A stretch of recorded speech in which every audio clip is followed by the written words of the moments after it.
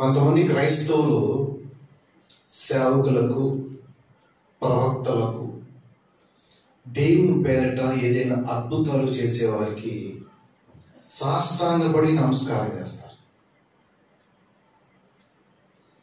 గొప్ప గొప్పగా సత్కరిస్తారు, గొప్ప గొప్పగా పూజిస్తారు, గొప్ప గొప్పగా సన్మానం చేస్తారు. అయితే ఇదంతా దేవుడికి ఇష్టమైన పనేనా అని అలా సాష్టాంగపడి నమస్కారం చేసేవారు, అట్లాంటి పూజలు, గౌరవాలు, సన్మానాలు, అట్టి విధమైన కోరికలు కలిగిన వారు ఇది దేవుడికి ఇష్టమైన పనేనా అని ఎవరికి వారు ఆత్మ పరిశ్రమ చేసుకోవాలి. సేవకుడి కాళ్ళు మొక్కుతారు. అట్లా నా దగ్గర ఎవరైనా చేస్తే మాత్రం నేను ఒప్పుకోను. నేను వారితో వాక్యం ఉన్నది ఉన్నట్టు చెప్తాను. మీరు నాకు అలా చేయకూడదు అని వారితో నేను స్పష్టంగా చెప్తాను. ఈరోజు ఎందుకు ఈ మాట చెప్తున్నానంటే కొంతమందికి తెలియదు. ఇది సేవకులేమో అటువంటి వాటిని కోరుకుంటారు. కొందరు సేవకులు, అందరు సేవకులు కాదు. సన్మానాలు, గౌరవాలు, సత్కారాలు, అందరూ మమ్మల్ని పూజించాలి, అందరూ మా కాళ్ళకు వచ్చి మొక్కాలి, ఇలాంటి కోరికలు కలిగిన వారు ఈ లోకంలో చాలా మంది సేవకులు ఉన్నారు. చూడండి, ప్రకటన గ్రంథము 22వ అధ్యాయము 8వ వచనములో యోహాను భక్తుడు, చూడండి ప్రియమిట్లారా, యోహానును నేను ఈ సంగతులను వినినవాడును, చూచినవాడును. నేను విని చూచినప్పుడు వాటిని నాకు చూపుచున్న దూత పాదముల ఎదుట నమస్కారము చేయుటకు సాగిలపడగా అతడు, వద్దు సుమి, నేను నీతోనూ ప్రవక్తలైన నీ సహోదరులతోనూ ఈ గ్రంథమున్న వాక్యములను గైకొని వారితోనూ సహదాసుడును, దేవునికే నమస్కారం చేయమని చెప్పాను. హల్లెలూయా. ఎవరికి నమస్కారం చేయాలి మనము? సేవకుడైనా, సకల దేవదూతలైనా, జాగ్రత్తగా గమనించిన ప్రేమిలారా, దేవుడు పేరట వాడబడుచున్న వారు ఎవరైనా, క్రైస్తవులు ఎవరైనా సరే, ఎవరికి మనం నమస్కారం చేయాలి? దేవుడికి మాత్రమే. సజీవుడైన దేవుడికి మాత్రమే. నీ కొరకు, నా కొరకు ప్రాణం పెట్టిన లోకరక్షకుడైన యేసుక్రీస్తు ప్రభు వారికి మాత్రమే సమస్త విషయంలో మహిమ, ఘనత, ప్రభావాలు ఎల్లప్పుడూ చెందాలి, చెందునుగాక. ఆమేన్. సేవకుడి దగ్గరికి వెళ్ళిపోతున్నావు, నువ్వు ఆయన పాదాలు ముట్టుకుంటున్నావు, నమస్కారం పెడుతున్నావు. కొంతమంది ముద్దులు పెట్టుకుంటారు, కొంతమంది అక్కడతో ఆగరు, డొల్లాడిపోతారు. జాగ్రత్తగా గమనించు ప్రేమిట్లారా, ఇదంతా వాక్యమునకు విరుద్ధమైనది. ఇదంతా దేవుడు మెచ్చేది కాని కాదు. చూడండి, ఇక్కడ యోహాను భక్తుడు, దేవుని శిష్యుల్లో దేవునికి ఇష్టమైన శిష్యుడు.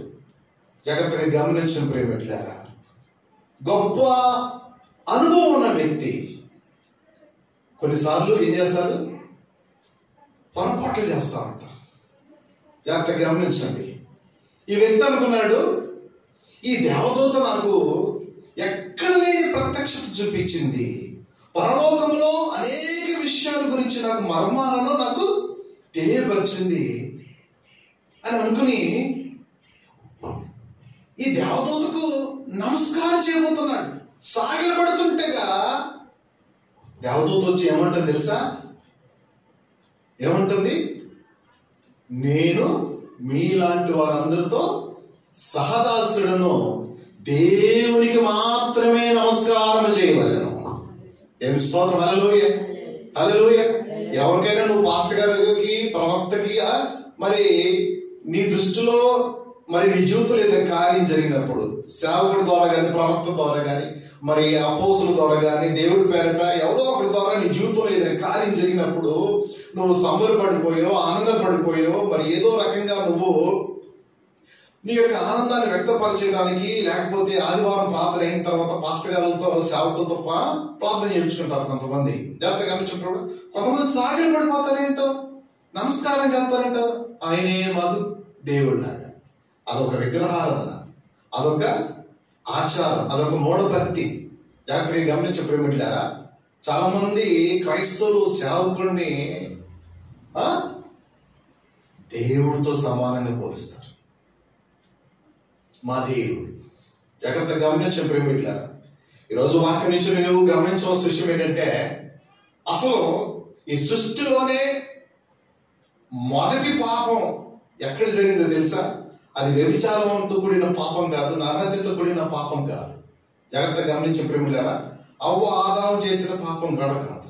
యెషయా గ్రంథం 14వ అధ్యాయము, ఎహెజ్కేలు గ్రంథం 28వ అధ్యాయంలో మీరు చూడవచ్చు. యెషయా గ్రంథం 14వ అధ్యాయం 12వ వచనంలో, తేజో నక్షత్రమా వేగువ చుక్క నీ వెట్లు ఆకాశము నుండి పడితివి.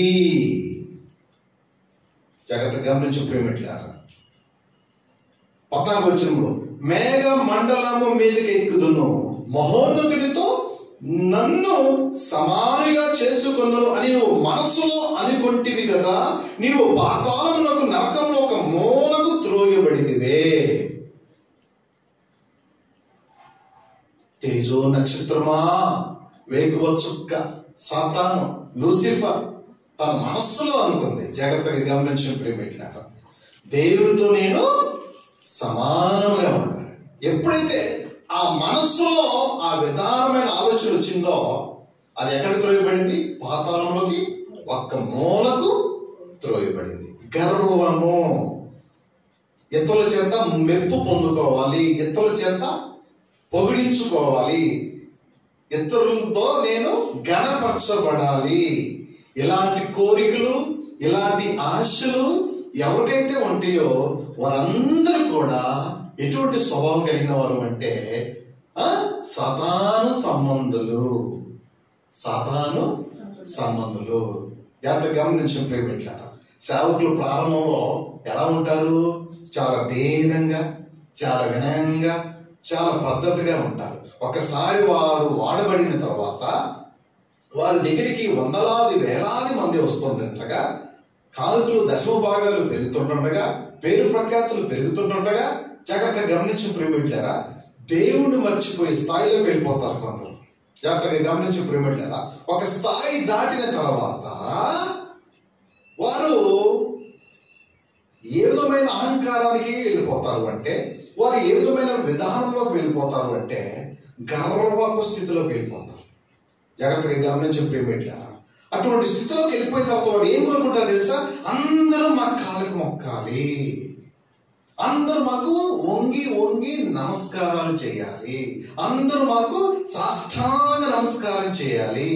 మేము దిగగానే, కారులో నుంచి దిగగానే మా మార్గం అంతటిలో పూలు జల్లాలి, మా మార్గం అంతటిలో డబ్బులతో, సౌండ్ సిస్టంతో, డీజే సిస్టంతో అదిరిపోయే లెవెల్లో స్వాగతం పలకాలి.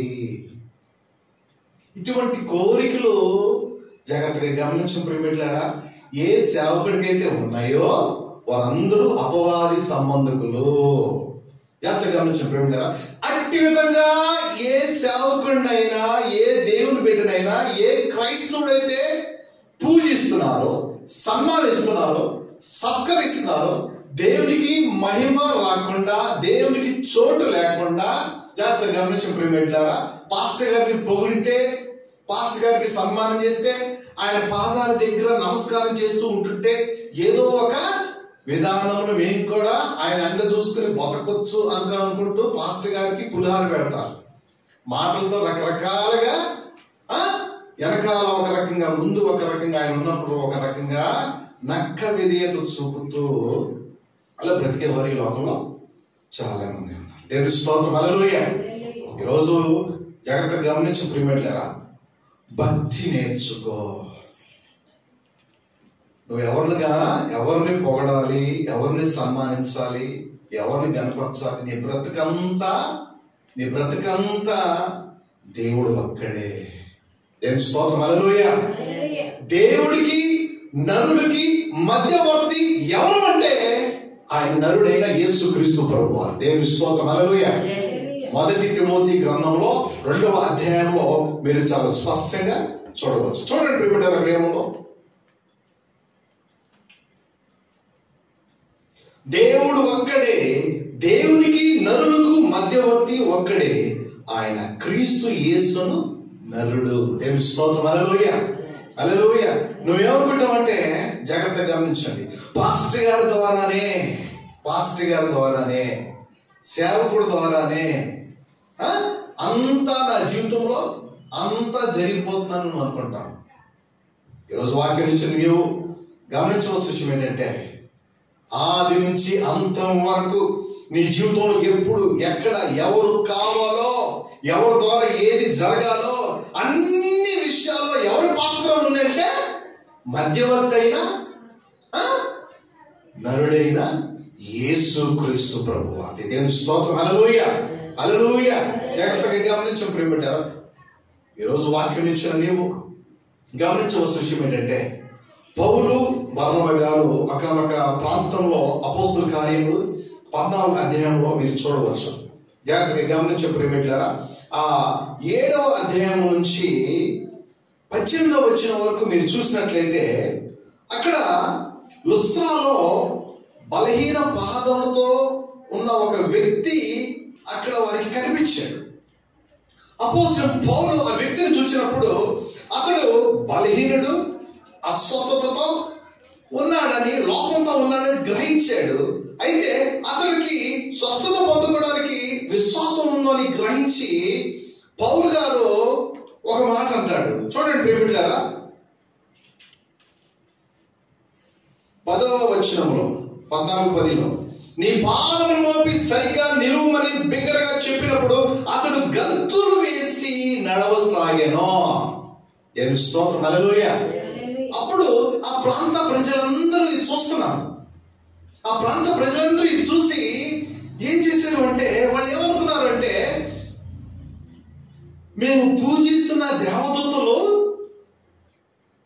ఈ ఇద్దరు రూపంలో వచ్చి ఈ వ్యక్తిని స్వస్థపరిచినాయని ఆనందంతో వాళ్ళిద్దరిని సన్మానం చేయాలని చూస్తున్నారు. వారిద్దరికి ఘనపరచాలని చూస్తున్నారు.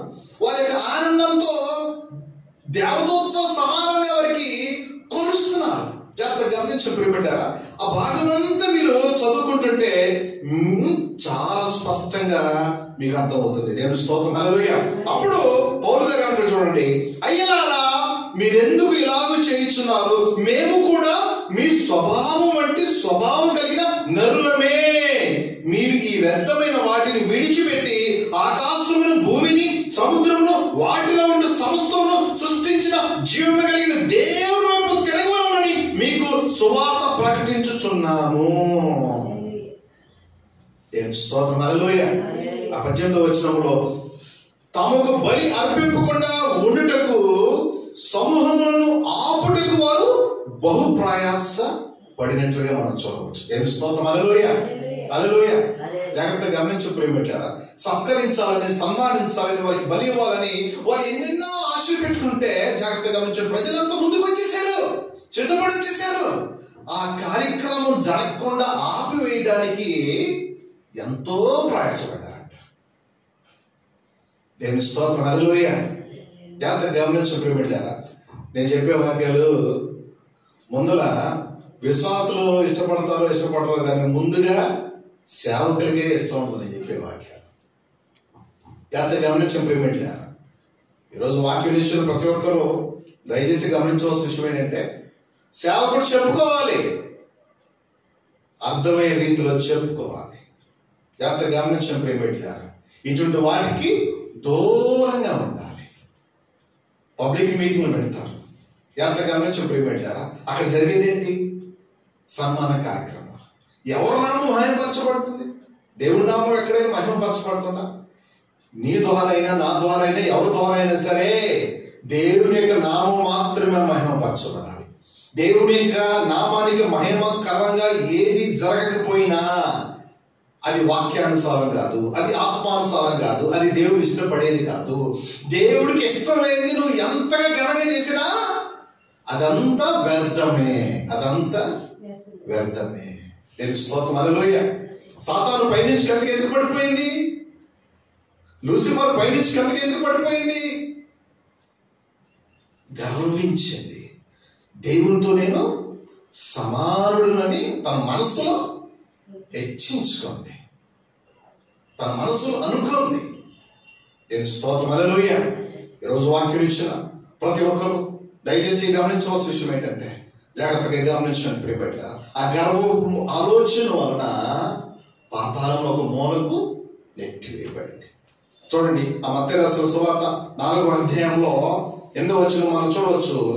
అపవాది మిగిలి ఎత్తైన ఒక కొండ మీదకు దేవుడు తోడుకుని పోయి ఈ లోక రాజ్యములన్నిటిని వాటి మహిమను ఆయనకు చూపి, నీవు సాగిలపడి నాకు నమస్కారము చేసిన యెడల వీటన్నిటిని నీకు ఇచ్చేదనని ఆయనతో చెప్పగా, యేసు వారితో, సాతానా పొమ్ము, ప్రభువైన నీ దేవునికి మొక్కి ఆయనను మాత్రము సేవింపవలెను అని రాయబడి ఉన్నదనెను.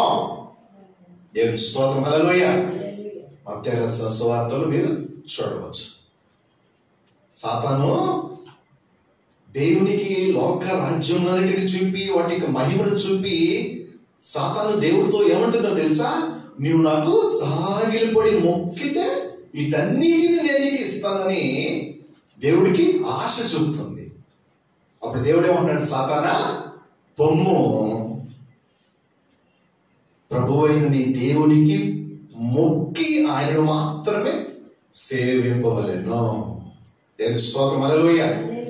ఇప్పటి వరకు నువ్వు ఎవరెవరికి మొక్కావో, ఎవరెవరికి దండాలు పెట్టావో, ఎవరెవరికి సాష్టాంగ నమస్కారం చేసావో అటన్నిటి విషయం, దేవా నాకు తెలియక నేను అలాగ చేశానయ్యా.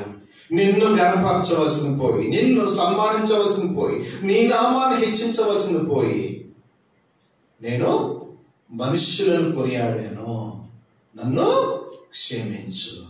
దేవుని స్తోత్రం. హల్లెలూయా. ఇట్లాంటి వాక్యాలు చాలా ఉన్నాయి, లోతుగా చెప్పుకోవాలంటే.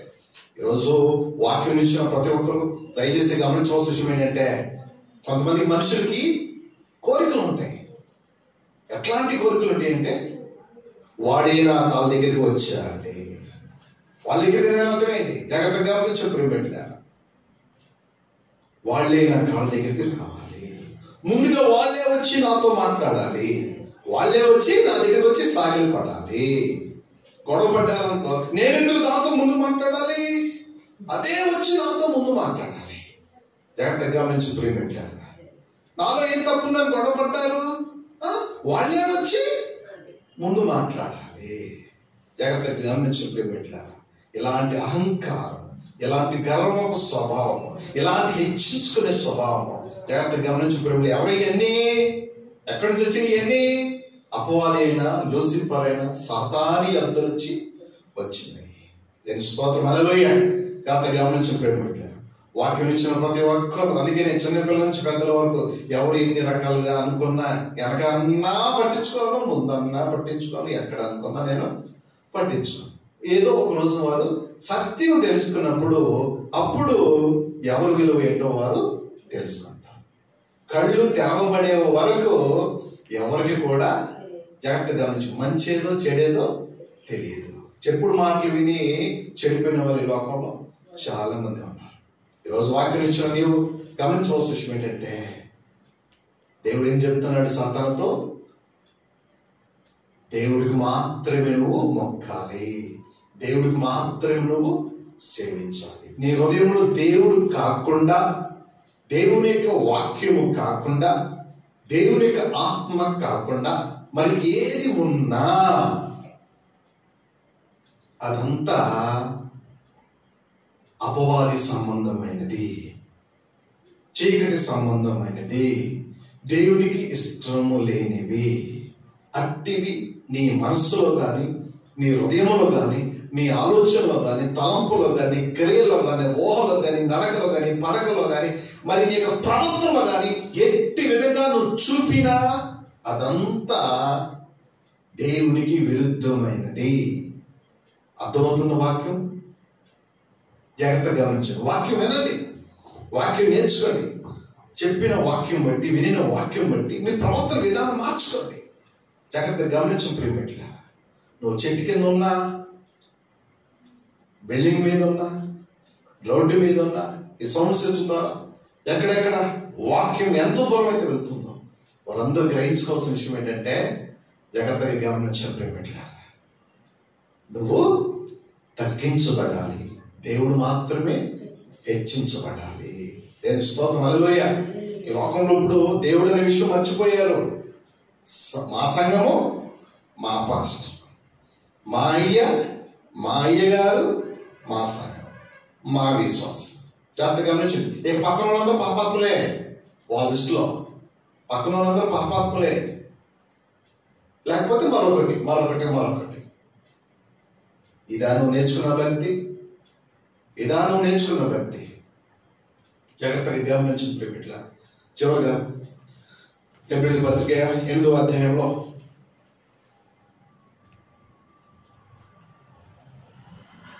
10వ వచనములో,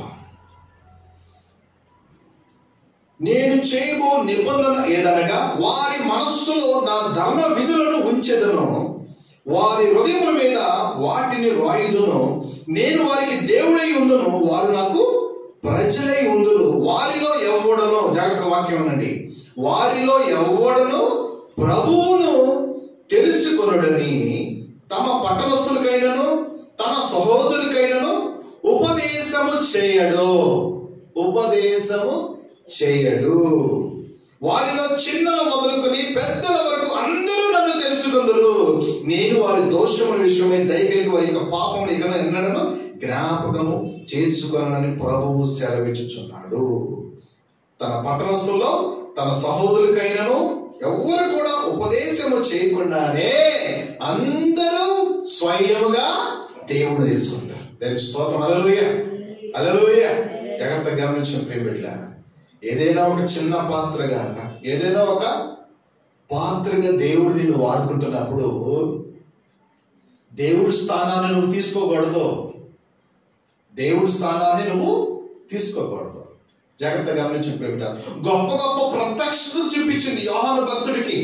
పరలోక సంబంధమైనవి జరగబోయే సంగతుల గురించి యోహాను భక్తుడికి ప్రకటన గ్రంథంలో జరిగిన విషయాలన్నింటినీ ఆ దూత యోహాను భక్తుడికి సమస్తం చూస్తే యోహాను భక్తుడు ఏమనుకున్నాడంటే, నాకు తెలియని విషయాలన్నీ ఈ దూత నాకు తెలియపరిచింది కాబట్టి ఆ దూత గొప్పవాడు అని అనుకుని సాష్టాంగ నమస్కారం చేయబోతుండగా అతడు, వద్దు సుమి, నీకును ప్రవక్తలకును నీ సహోదరులందరికీ నేను సహదాసుడును, ప్రభువుకు మాత్రమే, దేవునికి మాత్రమే నువ్వు మొక్కాలి.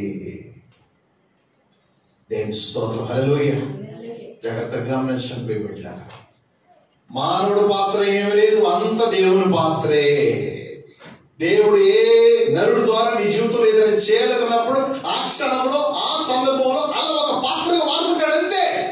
ఆ పాత్ర వాడుకునేవాడు గొప్పవాడు. దేవుని స్తోత్రం, హల్లెలూయా. ఎంత గమనించిన ప్రియమిట్లారా, ఎవరికి మహిమ రావాలి, ఎవరికి ఘనత రావాలి?